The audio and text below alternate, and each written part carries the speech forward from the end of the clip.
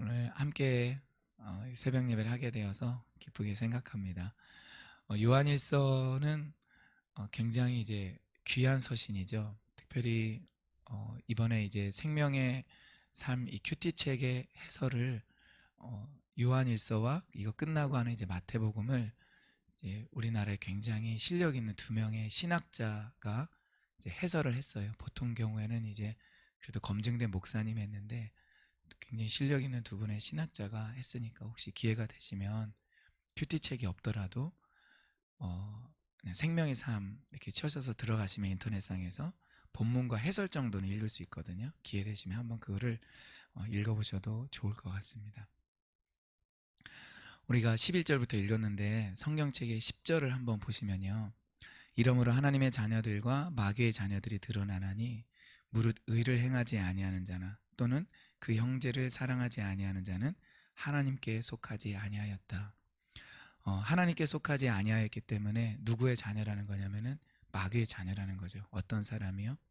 의를 행하지 않는 사람, 그리고 그 형제를 사랑하지 않는 사람. 왜 요한 이 사도가 사랑의 사도라고 우리가 불림에도 불구하고 굉장히 좀 극단적이죠. 예. 양극단을 이제 달리는 그런 말을 하고 있는데 그 이유는 23절 때문에 그렇습니다. 그의 계명은 이것이니 곧 그 아들 예수 그리스도의 이름을 믿고 그가 우리에게 주신 계명대로 서로 사랑할 것이니라. 주님의 계명은 다른 것이 아니다. 하나님의 계명은 예수님을 믿는 것이다. 그리고 서로 사랑하는 것이다. 예수님께서도 요한복음의 14장인가 보면은요. 나의 계명을 지키는 자야 나를 사랑하는 자다. 이렇게 분명하게 이야기를 하고 있습니다. 그렇기 때문에 우리가 예수님을 믿는다라고 말을 하면서도 그 예수님의 핵심 계명인 사랑을 하지 않으면 우리가 그분을 믿는 것을 증명할 방법이 전혀 없다라는 거예요. 그렇기 때문에 우리가 믿음으로 의로워지고 또 회개하고 믿음으로 우리가 구원을 얻는다라고 말을 하지만 그것의 진실성을 확인하는 방법은 다른 것이 아니다. 행함에 있다. 그리고 그 행함 중에서도 사랑하는 것이다. 사랑하는 것도 말로만 사랑하는 것이 아니라 오늘 본문에 나와 있는 것처럼 행함과 진실함으로 사랑할 때 그 사랑을 증명할 수 있다. 그럼 행함과 진실함으로 사랑하는 것은 무엇인가? 오늘 본문에 나와 있죠. 17절에 나와 있는 것처럼 형제의 궁핍함을 보고도 도와줄 마음을 닫으면 하나님의 사랑이 그 속에 있지 않다. 이 형제라는 것은 안 믿는 형제를 가리키는 것일 수도 있지만 교회 안의 형제들을 자매들을 가리키는 것이라고 볼 수 있습니다. 그러니까 교회 안에 우리가 지금은 이제 숫자가 적고 서로의 형편을 다 알기 때문에 우리가 또 뭐 적절한 사랑의 실천도 하고 있지만 사람이 많아지고 이러면은 교회 안에 우리 공동체 안에 정말 궁핍함이 있는 형제와 자매를 보고서도 그냥 대수롭지 않게 여길 수도 있습니다. 저거는 예를 들어서 뭐 다른 목장의 일이야, 뭐 다른 소그룹의 일이야. 그것은 이제 옳지 않다라고 이야기를 해주고 있는 것입니다. 아무튼 이 부분을 전체적인 흐름이 이러한데 우리 잠깐 좀 보도록 하겠습니다. 읽은 말씀. 우리 11절부터 보면은 먼저 가인을 이야기를 하고 있는데 가인이 이제 아우를 죽였죠. 창세기를 읽고 있다 보니까 조금 더 이것이 좀 현장감 있게 다가올 텐데 그 이유는 자기의 행위는 악하고 그의 행위는 의롭기 때문에 죽였습니다. 다른 말로 하면은 사랑이 그 속에 없기 때문에 그리고 자기가 불의하기 때문에 악하기 때문에 다른 말로 하면은 12절에 분명히 설명하고 있죠. 악한 자에게 속하여 있기 때문에 라고 말합니다. 마귀에게 속했다라는 거예요. 그러니까 마귀에게 속한 사람은 하나님께 속한 사람을 죽이게 되어 있고 공격하게 되어 있다.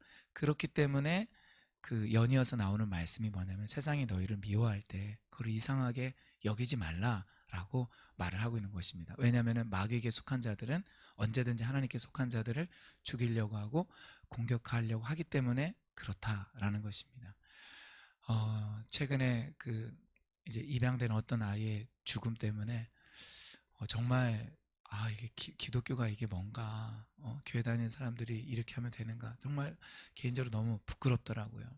부끄럽고 몸둘 바를 모르는데 좀 그러함에도 불구하고 이 세상에 있는 사람들이 기독교를 공격하고 또 기독교를 싫어하고 교회 다니는 사람들을 싫어하고 그의 몸을 싫어하는 이유는 우리가 빛과 소금 행실을 잘하지 못한 것도 있지만 오늘 말씀에 보면은 이 진리의 편에서 누가 진리의 편에 서 있느냐 그렇지 않느냐가 항상 이거를 구분해주고 있다는 것을 우리는 또한 염두에 둘 필요가 있는 것입니다. 그러면서 14, 15절에 두 가지를 말을 하고 있어요. 하나는 사랑하지 않는 자, 또 하나는 형제를 미워하는 자. 사랑하지 아니하는 자는 여전히 어디에 머물러 있다라고 그래요? 사망에 머물러 있다라고 말을 하고 있습니다. 요한복음 5장 24절인가요? 보면은 진실로 진실로 내가 너에게 이르노니 내 말을 믿고 또 나 보내신 이를 믿는 자는 영생을 얻었고 심판에 이르지 아니하느니 사망에서 생명으로 옮겼느니라 이렇게 말을 해요. 아주 분명하죠.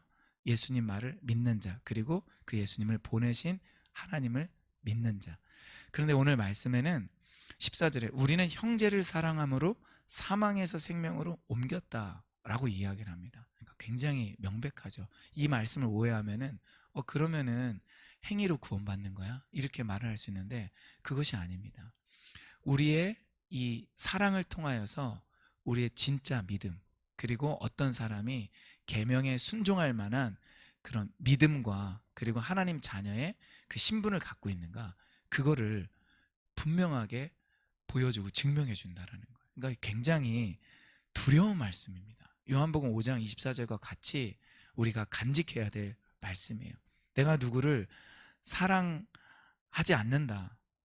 그것은 바로 우리가 여전히 사망 안에 머물러 있다라는 것을 보여주고 있는 것입니다. 그러니까 저를 비롯해서 우리 마음 가운데 혹시라도 누구를 미워하고 있다면 마음 가운데 그 사람을 사랑하지 않다면은 우리 기도하면서 정말로 미워해야 될 이유가 많이 있고 합당하지만 우리 자신의 영혼을 위해서 주님이 나를 사랑한 것처럼 내가 그 사람을 사랑하게 하소서. 우리가 이렇게 기도해야 될 줄 압니다. 그러나 또 하나 더 심각한 사람이 있는데 뭐냐면은 이제 사랑하지 아니할 뿐만 아니라 우리 앞서도 말씀드렸지만 미워하는 자예요. 그 형제를 미워하는 자는 살인하는 자다. 영생이 그 속에 없다라고 이야기를 합니다. 예수님께서도 마태복음 5장에 형제를 향하여서 욕하는 자, 라가를 하는 자마다 이미 살인한 자다라고 말씀하고 있는데 비슷한 맥락입니다. 우리가 누구를 미워하고 있다면 우리 그 미움을 버릴 수 있도록 정말 우리 자신의 영혼을 위하여 그 미움을 버릴 수 있도록 우리가 기도할 수 있기를 바랍니다.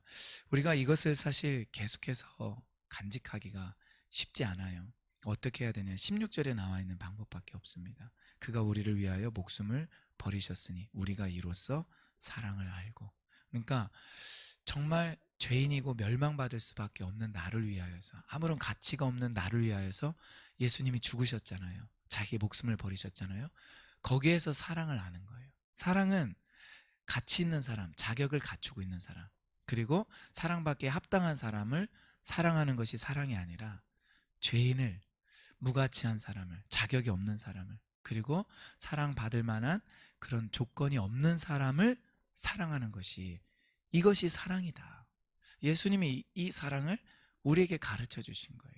그렇기 때문에 우리가 그 사랑 안에 정말 충분히 잠겨서 이런 나를 주님이 사랑하셨구나. 그래서 정말 많은 우리 믿음의 선배들이 말하고 성경이 말한 것처럼 자기의 그 죄악됨, 죄인됨을 깊이 깨닫고 이런 나를 사랑하신 하나님 아버지의 엄청난 사랑, 그리스도의 그 희생적인 사랑을 내가 깨닫고 그냥 단순히 깨닫는 것이 아니라 그 사랑을 누리고 공급받고 그 안에서 자유하고 그 사랑 안에서 치유받고 내가 얼마나 큰 죄인이지만 동시에 내가 얼마나 이 놀라운 사랑을 받았는가, 그리고 지금도 받고 있는가. 이 사랑 안에서 우리가 정말 헤엄치고 먹고 마시고 정말 실컷 시간을 보내고 자유함을 가져야 됩니다. 평생 동안. 그래서 우리 시편에서도 나와 있는 것처럼 이 133편과 모세의 시 이 90편에서 말하고 있는 것처럼 다윗이 모세가 말하고 있는 것처럼 아침에 주의 사랑의 음성을 듣기 원합니다. 그래서 우리가 그 사랑의 음성을 듣는 수밖에 없는 것 같아요. 모세도 다윗도 다 힘든 시간들을 보낸 사람이잖아요. 광야에서 백성들을 인도하느라. 그리고 다윗은 대적들에게 쫓겨다니고 또 자기의 죄로 인하여 그 어렵고 힘든 시간을 이긴 것은 다름 아닌 하나님의 사랑의 음성이었습니다. 그렇기 때문에 모세도 지면에서 그 온유함이 가장 승했던 사람이 되었고, 다윗 역시 그 하나님의 끝없는 사랑을 노래했던 사람이 된 것입니다. 우리 역시 그 그리스도의 사랑을 우리가 체험받아서 그 사랑으로 다른 사람을 사랑할 수 있기를 주님의 이름으로 축원드립니다. 여러분, 우리가 그 사랑을 하게 되면 어떻게 되죠? 21절에 나와 있는 자들의 것처럼 사랑하는 자들을, 만약 우리 마음이 우리를 책망할 것이 없으면 하나님 앞에서 담대함을 얻고 무엇이든지 구하는 바를 그에게서 받나니, 이는 우리가 그의 계명을 지키고 그 앞에서 기뻐하시는 것을 행함이라. 그러니까 사랑할 때 우리 양심이 우리를 책망하지 않게 되고, 주님 나는 이렇게 자격이 있어요, 뭐 이런 자기 스스로의 어떤 자격이 아니라, 내가 하나님 안에 거하고 있구나, 지금 진리 안에 있구나, 내가 생명을 옮겨졌구나, 내가 하나님께 속한 자구나, 이것으로 인한 그 당당함이 생긴다라는 거, 하나님 앞에. 그렇기 때문에 주님, 나는 주님의 자녀입니다, 이런 믿음이 더 생기고 아버지를 향한 신뢰가 생기기 때문에 더 담대하게 기도하게 되고 아버지의 뜻대로 기도하게 되고, 그때 하나님께서 응답하시는 것을 경험하게 된다라는 것입니다. 우리의 기도 생활도 이렇게 될 수 있기를, 이 단계까지 나아갈 수 있기를 주의 이름으로 축원드립니다.